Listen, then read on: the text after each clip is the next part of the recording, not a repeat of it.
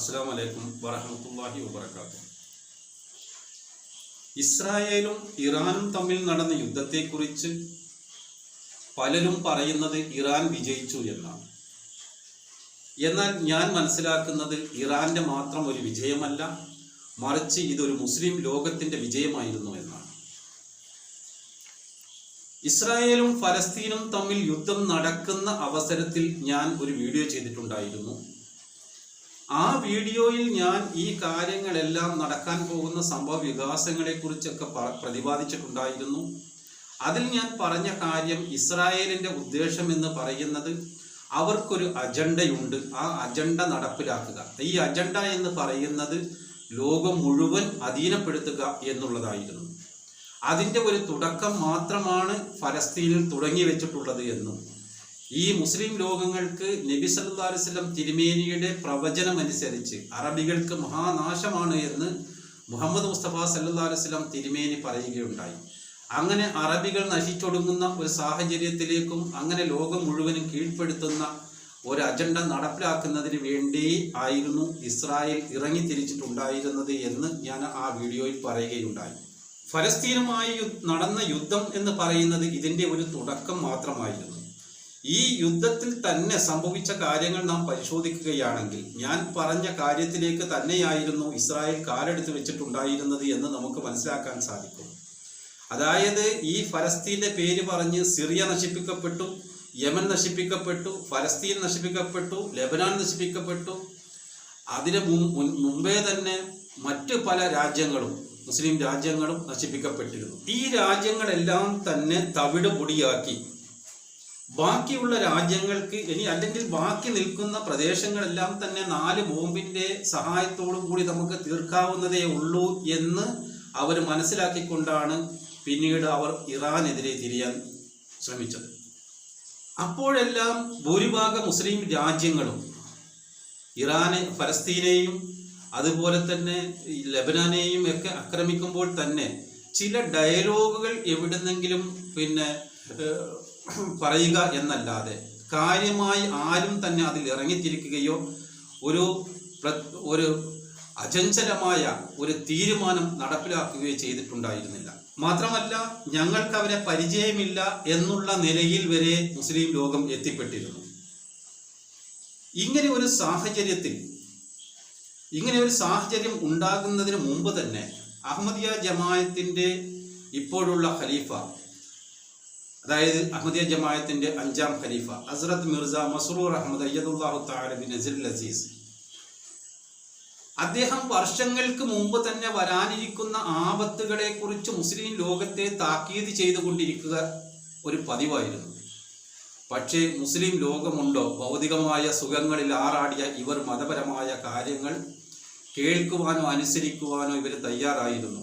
അപ്പോഴും അവർ ഇസ്രായേലിനെയും അമേരിക്കയൊക്കെ കൂട്ടുപിടിച്ചുകൊണ്ട് ഭൗതികമായ പല ടൂറിസം മേഖലകൾ വികസിപ്പിക്കുന്നതിനും അതുപോലെ തന്നെ സമ്പത്ത് വർദ്ധിപ്പിക്കുന്നതിനുമൊക്കെ ഉള്ള കാര്യങ്ങളിൽ അവർ മുഴുകിയിരിക്കുകയായിരുന്നു.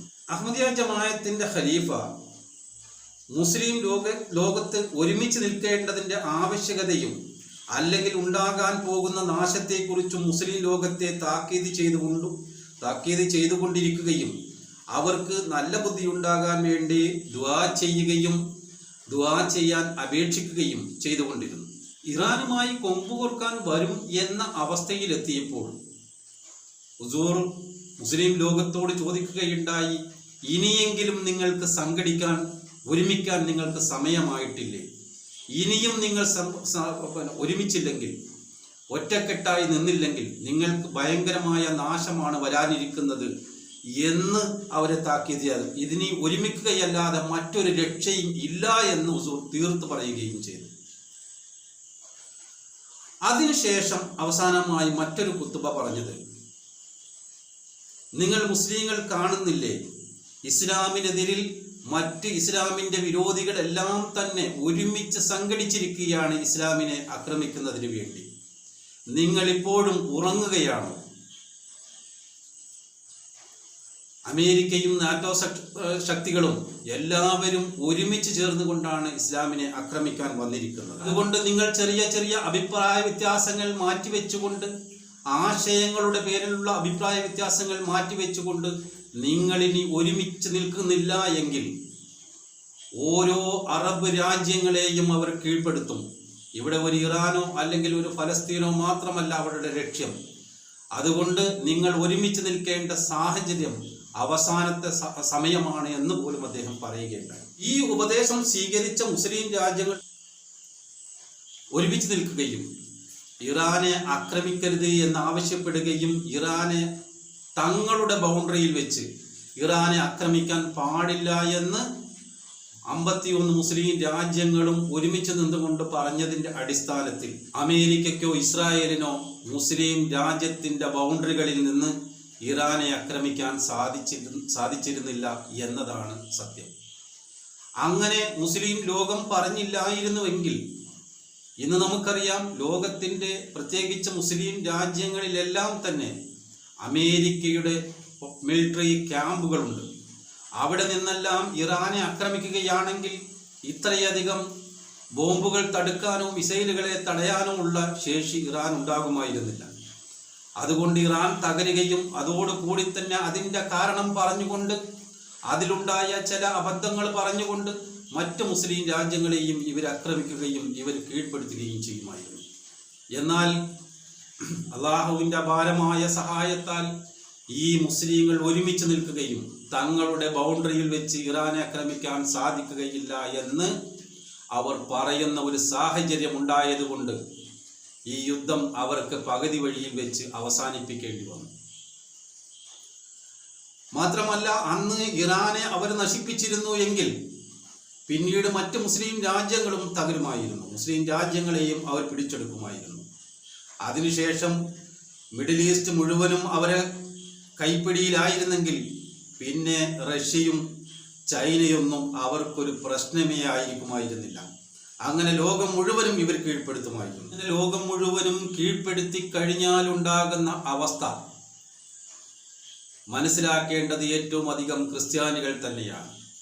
കാരണം ക്രിസ്ത്യാനികളെ യഹൂദന്മാരെ കൂട്ടക്കൊല ചെയ്തതൊന്നും തന്നെ യഹൂദന്മാർ മറന്നിട്ടില്ല എന്നുള്ള കാര്യം നാം ഓർക്കണം. ഇവിടെ മുസ്ലിം രാജ്യങ്ങളെ ആക്രമിക്കുന്നതിന് മുസ്ലിങ്ങളോട് പ്രത്യേക വൈരാഗ്യം യഹൂദന്മാർക്കുണ്ടായത് കൊണ്ടല്ല. യഹൂദന്മാർക്കറിയാം അവരെ ഇപ്പോഴും എല്ലാ നാട്ടിൽ നിന്നും ആട്ടി ഓടിച്ചപ്പോഴെല്ലാം തന്നെ അവരെ സഹായിക്കുകയും സംരക്ഷണം നൽകുകയും ചെയ്തിട്ടുള്ളത് മുസ്ലിങ്ങളാണ് എന്ന് അവർക്കറിയാവുന്നതാണ്. എന്നാൽ ലോകത്തുടനീളം അവരെ കൂട്ടക്കൊല ചെയ്യുകയും കപ്പലുകൾ പോലും മുക്കി അവരെ കൊന്നുകളയുകയും അടിമകളാക്കി വെച്ച് ഭരിക്കുകയും ചെയ്തുകൊണ്ടിരുന്നത് ക്രിസ്ത്യാനികളായിരുന്നു എന്ന ബോധ്യവും അവർക്കുണ്ട്. ഇതുകൊണ്ടാണ് ഇസ്രായേലിലുള്ള ക്രിസ്ത്യാനികളെ കാണുമ്പോൾ യഹൂദന്മാർ സാധാരണക്കാർ പോലും കാർക്കിച്ചു തുപ്പിയിട്ട് പോകുന്നത് നാം കാണുന്നത് ഈ ഒരു കാരണം കൊണ്ടാണ്. യഹൂദന്മാർ എന്ന് പറയുന്നത് തന്നെ, ഈ ക്രിസ്ത്യാനികൾ എന്ന് പറയുന്നത് തന്നെ യഹൂദന്മാർക്ക് അലർജിയായ ഒരു കാര്യമാണ്. അങ്ങനെ ലോകം മുഴുവനും ഈ യഹൂദന്മാർ കീഴ്പ്പെടുത്തുകയായിരുന്നെങ്കിൽ അവരുടെ കാലിൻ്റെ അടിയിലിട്ട് അരച്ച് ചതയ്ക്കുന്ന ഒരു സാഹചര്യം ഇവിടെ ക്രിസ്തീയ ലോകത്തിനാണ് പിന്നെ വരാനിരിക്കുന്നത്. ഇവിടെ എന്തുകൊണ്ടാണ് യുദ്ധം അവസാനിക്കാൻ കാരണമുണ്ടായതിൻ്റെ ഒരു കാരണം എന്ന് പറയുന്നത് മുസ്ലിങ്ങളെല്ലാം ഒരുമിച്ച് നിന്നതൊരു കാരണമാണ്. മാത്രമല്ല അമേരിക്കയ്ക്ക് ഒരിക്കലും തന്നെ മുസ്ലിം രാജ്യങ്ങളെ അകറ്റി നിർത്തിക്കൊണ്ട് അവൻ്റെ കച്ചവടങ്ങൾ മുമ്പോട്ട് കൊണ്ടുപോകാൻ ഒരിക്കലും അമേരിക്കയ്ക്ക് സാധ്യമാവുകയില്ല. മിഡിൽ ഈസ്റ്റിൻ്റെ സഹായം കൊണ്ടല്ലാതെ മുസ്ലിങ്ങളെ ആക്രമിക്കാൻ അവർക്ക് സാധിക്കുകയില്ല. നമുക്കറിയാം മുൻപുള്ള എല്ലാ മുസ്ലിം രാജ്യങ്ങളെയും അഫ്ഗാനിസ്ഥാൻ ആയാലും ഇറാഖിനെ ആയാലും അതുപോലെ തന്നെയുള്ള മറ്റ് മുസ്ലിം രാജ്യങ്ങളെ ആയാലും ഇവരെല്ലാം ആക്രമിക്കുകയും നശിപ്പിക്കുകയും ചെയ്തത് മുസ്ലിങ്ങളുടെ ഒത്താശയോടുകൂടി തന്നെയായിരുന്നു. അപ്പോൾ അങ്ങനെ ഒരു യുദ്ധം ഇവിടെ മുസ്ലിമീങ്ങൾ ഇവർക്ക് അവരുടെ ബൗണ്ടറിയിൽ നിന്ന് ഇറാനെ ആക്രമിക്കാനുള്ള അവസരം നൽകിയിരുന്നെങ്കിൽ പിന്നെ തീർച്ചയായും മുസ്ലിങ്ങളുടെയും നാശം അവിടെ സംഭവിക്കുമായിരുന്നു. എല്ലാ മുസ്ലിം രാജ്യങ്ങളും നശിപ്പിക്കപ്പെടുമായിരുന്നു.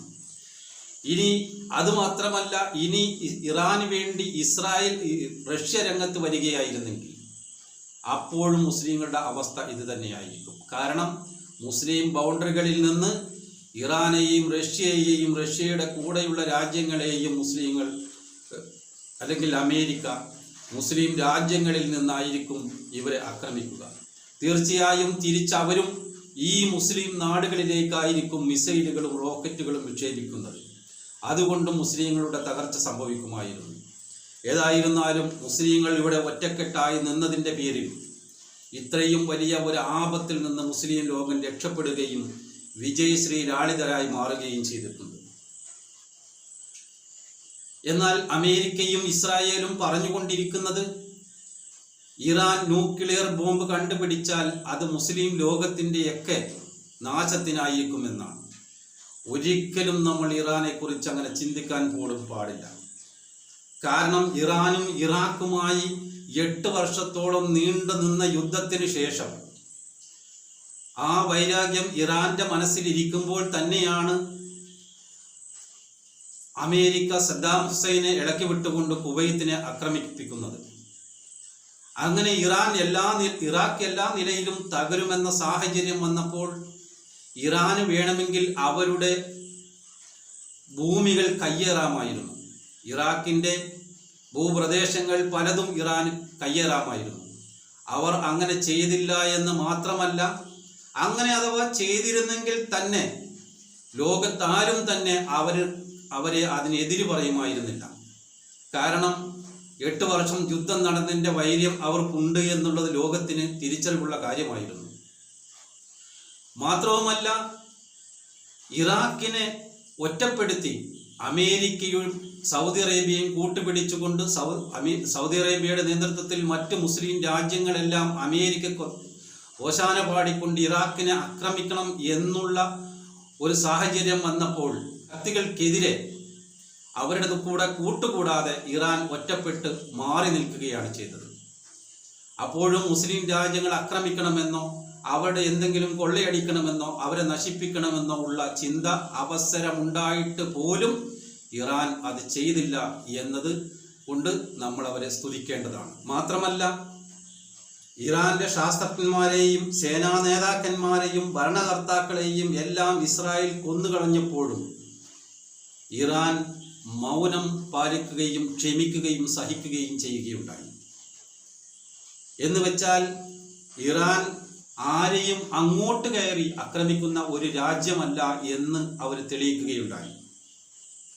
എന്നാൽ ഇസ്രായേലിൽ ന്യൂക്ലിയർ കണ്ടുപിടിക്കപ്പെട്ടാൽ അല്ലെങ്കിൽ ന്യൂക്ലിയർ ബോംബുകൾ അവരുടെ പക്കലുണ്ടെങ്കിൽ അവരുടെ സ്വഭാവമനുസരിച്ച് നാം മനസ്സിലാക്കേണ്ടത് ഇത് മുഴുവൻ അറബ് ലോകത്തിൻ്റെയും നാശത്തിലായിരിക്കും കലാശിക്കുക എന്നാണ്. കാരണം ഓരോ കാര്യങ്ങൾ പറഞ്ഞുകൊണ്ട് അവരുടെ രാജ്യത്തെ അവർ വിശാലമാക്കിക്കൊണ്ടിരിക്കുന്ന ഒരു കാഴ്ചയാണ് നാം കണ്ടുകൊണ്ടിരിക്കുന്നത്. ഇന്നല്ലെങ്കിൽ നാളെ സൗദി അറേബ്യ എന്ന് വേണ്ട, കുവൈത്ത് എന്ന് വേണ്ട, ബഹ്റൈൻ എന്ന് വേണ്ട, ഖത്തർ എന്ന് വേണ്ട എല്ലാ രാജ്യങ്ങളും അവരുടെ കൈപ്പിടിയിൽ ഒതുങ്ങും. അതിന് യാതൊരു മടിയും അവർ കാണിക്കാത്ത ജനതയാണ് എന്ന് അവരുടെ പല പ്രവർത്തനങ്ങളിൽ നിന്ന് തന്നെ നമുക്ക് തിരിച്ചറിവ് നൽകി. അതുകൊണ്ട് തന്നെ ഞാൻ വീണ്ടും പറയുന്നത്, ഈ മുസ്ലിം രാജ്യങ്ങൾ ഒരുമിച്ച് നിന്നതിൻ്റെ ഫലമായി കൊണ്ടാണ് ഈ ഭയാനകമായ ഒരു യുദ്ധം എന്നേക്കുമായി അവസാനിപ്പിക്കാൻ സാധിച്ചതും. മാത്രമല്ല, ഇസ്ലാമിന് മുഴുവനും മുസ്ലിം രാജ്യങ്ങൾക്ക് പ്രത്യേകിച്ചും അതൊരു വലിയ വിജയമായി തീരുകയും ചെയ്തു. അത് മുസ്ലിങ്ങൾ ഒരുമിച്ച് നിന്നതിൻ്റെ ഫലമാണ്. അതുകൊണ്ട് ഇനിയും മുസ്ലിം രാജ്യങ്ങൾക്ക് ഒരുമിച്ച് നിൽക്കുവാനും ആശയപരമായ ഭിന്നിപ്പുകൾ മറന്നുകൊണ്ട് പരസ്പരം സഹോദരങ്ങളെപ്പോലെ കൈകോർക്കുവാനുമുള്ള തൗഫീഖ് മുസ്ലിം രാജ്യങ്ങൾക്കുണ്ടാകട്ടെ. മുസ്ലിം ജനസമൂഹത്തെ രക്ഷിക്കാൻ അവർക്ക് സാധിക്കട്ടെ എന്ന് പ്രാർത്ഥിക്കുന്നു.